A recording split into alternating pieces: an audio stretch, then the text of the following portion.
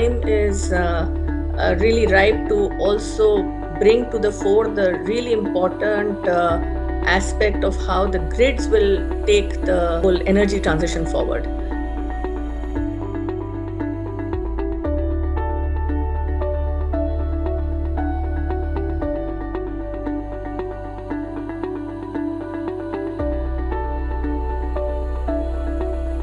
The Glasgow COP has been 2 years in the making. So naturally, there are a lot of expectations coming from all the stakeholders, especially in the renewable space, the climate change space. And my own sense is that with the really good political momentum that we've seen with leaders from major economies making statements about net zero or ramping up massively the targets for renewables. I think that political momentum has given very strong signals.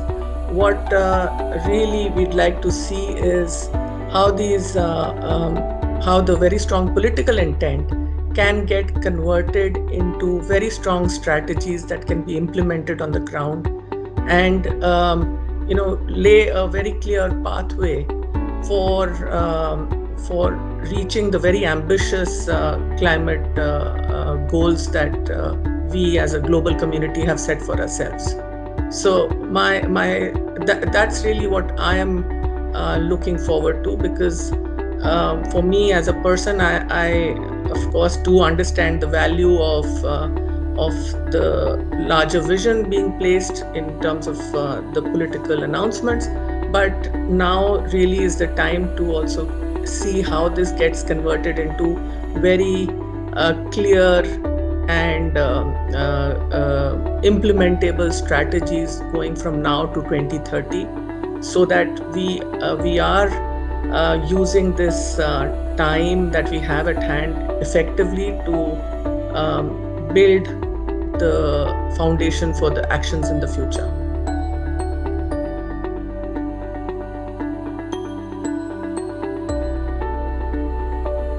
I think we've been really focused on bringing and showcasing the very strong deployment that we've had in renewables, which is both on the solar PV, on wind, and on other renewable technologies. But really, I think the time is really ripe to also bring to the fore the really important aspect of how the grids will take the whole energy transition forward. Now, IRENA has been working on clean energy corridors in Africa and in Central America, and I'm just coming back from the Singapore Energy Week, where the discussion really has started getting very engaged on the regional interconnections. So it's really about the meeting the demand and the supply gaps that exist. It's about making sure that the grid does act like a balancing system, and it's also looking at optimizing the utilization of resources, the natural resources like solar and wind, to the most optimum to meet the demand where it exists at that point of time.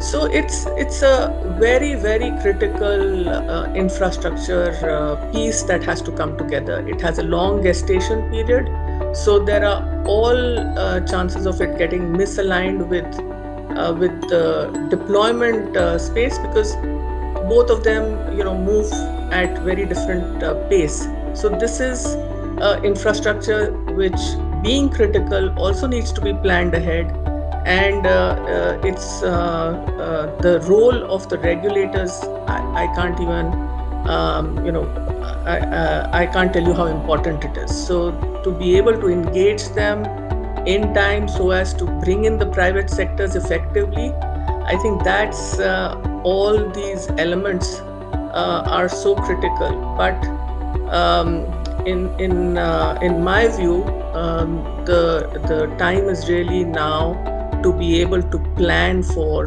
a large interconnected grid, because that's what will take us to developing and deploying the potential of renewables on the ground.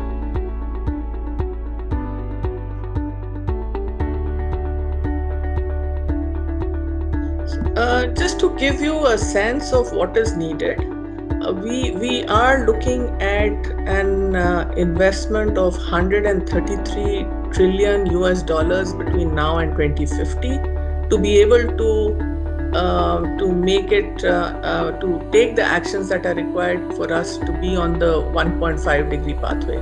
Now that's not a small sum, but it also tells you the enormity of what is needed. So you if you're looking at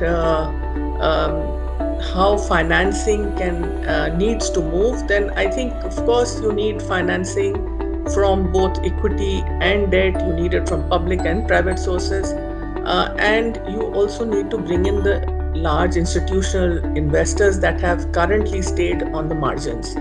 Now, developing countries have another challenge, because most of these flows have really not been moving to developing countries, which means that instruments which can mitigate the risk and can allow the climate finance to move in seamlessly are needed.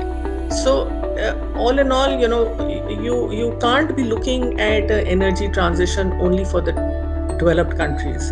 While that might seem that it's a large part of the global GDP that you're impacting, well, that needs to be done. But the energy transition is about taking and involving everyone. So it's about bringing together the countries and taking them also to be able to participate in the energy transition, for which they would require financing.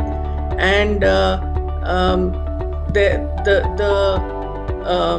mechanisms have to be designed in ways that can actually crowd in financing to these countries, because right now what we see is a very small portion of the global capital flows actually moving towards the developing countries, and that's really that's not something that will work. So we need to probably go back to the design board and look at what is it that would bring in a higher amount of climate financing to the developing countries, so that they can also be equal partners in the energy transition and move towards a much more sustainable form of energy.